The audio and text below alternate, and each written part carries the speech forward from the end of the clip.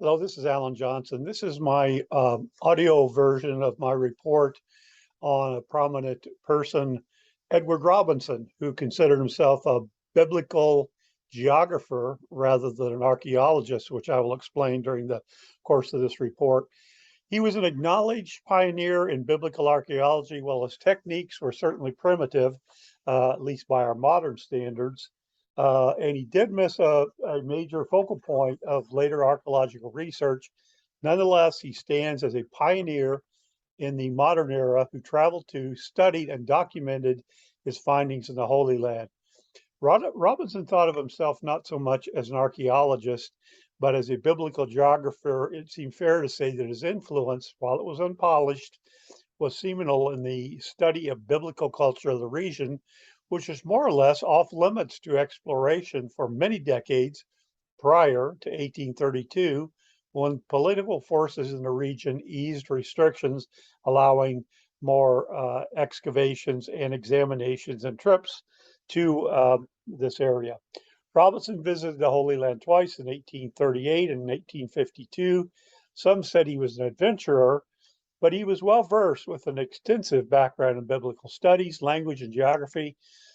He did not excavate historic sites, and he rarely came home with artifacts, but he was able, this is significant, he was able during the course of his travels to positively identify more than 100 locations cited in the Bible.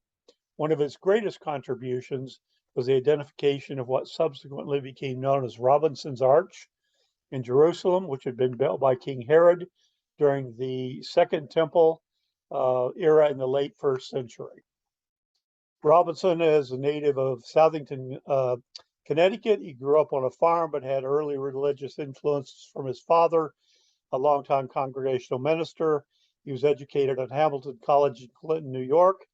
No doubt influenced by his father, he enrolled at Andover Theological School in Massachusetts, a conservative biblical studies institution funded by Congregationalists. Robinson went to Germany in 1826 to pursue his education, which he did with enthusiasm, especially in biblical scholarship and translations of the works of others. But the lure of the Holy Land was calling Robinson. He had a sincere biblical, theological, personal calling, and he postponed taking over the chair of biblical literature at Union Theological Seminary, a job he had offered, so he could fulfill his ambition to visit the Holy Land. He did so from March to July 1838, extensively documenting his travels in Egypt, Palestine, and southern Syria.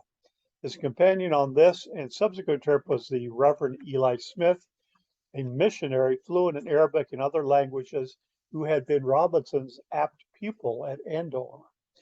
It's not clear who or what institution, if any, funded these two trips, the travels of Robinson and Smith, but it appears they had limited resources, to which they said Robinson and Smith traveled frugally, traveled lightly, both conditions necessitated by the primitive conditions in those days. Their equipment consisted of little more than a compass, a thermometer, telescope, measuring tape, English and a Hebrew Bible, and a few books of earlier travelers and explorations.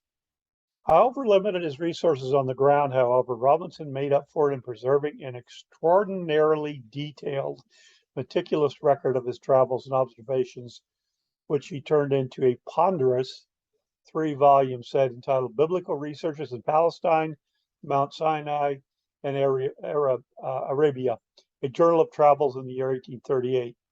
His notes and descriptions, and I was able to obtain this book, his notes and descriptions were not just detailed, they were mile by mile, hill by hill, hour by hour, and even upon occasion, minute by minute.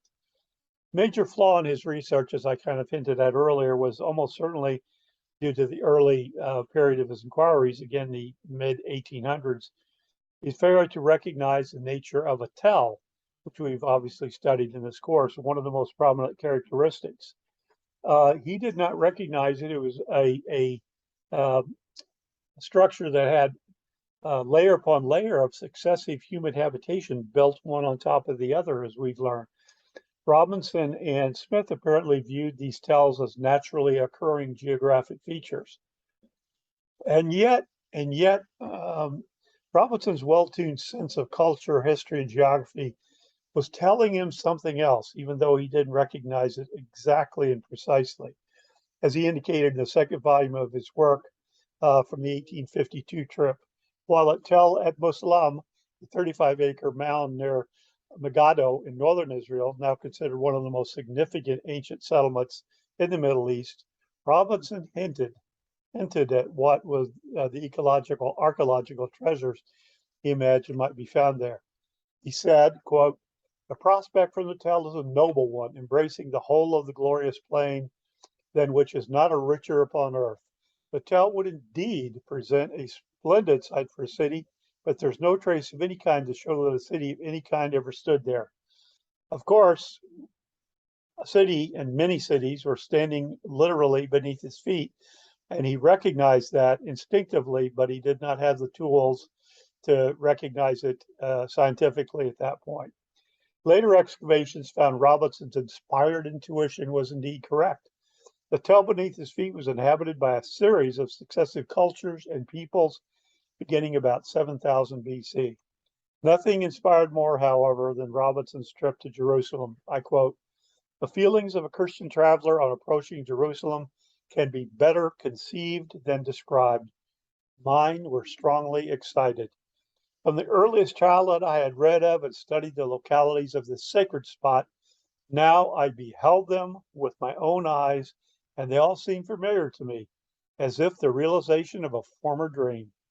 I seemed to be again among the cherished scenes of childhood, long unvisited, indeed, but distinctly recollected."